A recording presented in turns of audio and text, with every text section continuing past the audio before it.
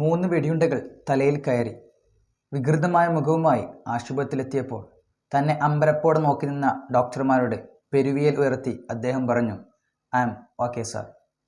ഈ പോസ്റ്റിന് താഴെ ഒരു 2 കമൻറ്റുകൾ കാണാൻ സാധിച്ചു.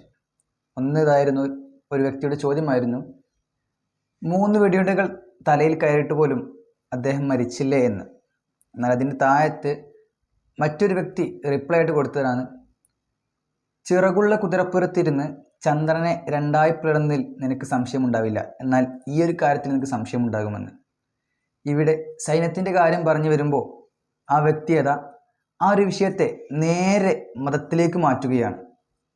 സുഹൃത്തെ, എപ്പോഴും മതത്തെ ആക്ഷേപിക്കുക, അവഹേളിക്കുക എന്ന ചിന്ത കൊണ്ട് നടക്കല്ലേ. ഇത് കേരളമാണ്. നമ്മളിവിടെ ആരെയും മറ്റൊരു മതത്തെ ചൊറിയാനോ ആക്ഷേപിക്കാനോ നടന്നിട്ടില്ല. പക്ഷേ പറയേണ്ട കാര്യങ്ങൾ അത് സത്യമാണെങ്കിൽ പറയേണ്ടിടത്ത് പറയുന്നു എന്ന് മാത്രം. പിന്നെ അദ്ദേഹത്തിൻ്റെ ഒരു സംശയമാണ് ഇവിടെ ചോദിച്ചത്. അതിനെ സംശയരൂപത്തിൽ കണ്ട് അതിനെ ആ വ്യക്തിക്ക് മനസ്സിലാക്കി കൊടുക്കുകയാണ് വേണ്ടത്. അല്ലാതെ അദ്ദേഹത്തിൻ്റെ മതത്തെ ആക്ഷേപിക്കുകയോ അവഹേളിക്കുകയോ അല്ല വേണ്ടത്. അത് തികച്ചും മോശം പ്രവൃത്തിയാണ്. അദ്ദേഹത്തിൻ്റെ ഭൗതികപരമായ ഒരു സംശയമാണ് ചോദിച്ചത്. അതിന് ഭൗതികപരമായിട്ട് തന്നെ മറുപടി നൽകണം. അല്ലാതെ അദ്ദേഹത്തിൻ്റെ മതത്തെ ഈ വിഷയത്തിലേക്ക് നേരെ വലിച്ചിടുകയല്ല വേണ്ടത്. ഈ സൈനികൻ രാജ്യത്തിനു വേണ്ടിയാണ് ഇത്രയധികം ത്യാഗം സഹിച്ചത്. 3 വെടിയുണ്ടകളാണ് അദ്ദേഹത്തിൻ്റെ തലയിൽ തറഞ്ഞു കയറിയത്. വളരെയധികം സർജറികൾ അദ്ദേഹത്തിൻ്റെ മുഖത്ത് ചെയ്തിട്ടുണ്ട് എന്നാണ് അറിയാൻ സാധിച്ചത്. ഈ സൈനികൻ ചെയ്തത് പ്രശംസനീയാതീതമായ ഒരു കാര്യമാണ്.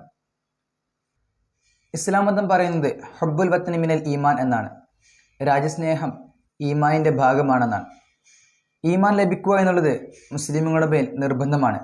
അങ്ങനെ നോക്കുമ്പോൾ രാജ്യസ്നേഹം ഞങ്ങളുടെ മേൽ നിർബന്ധമാണ്.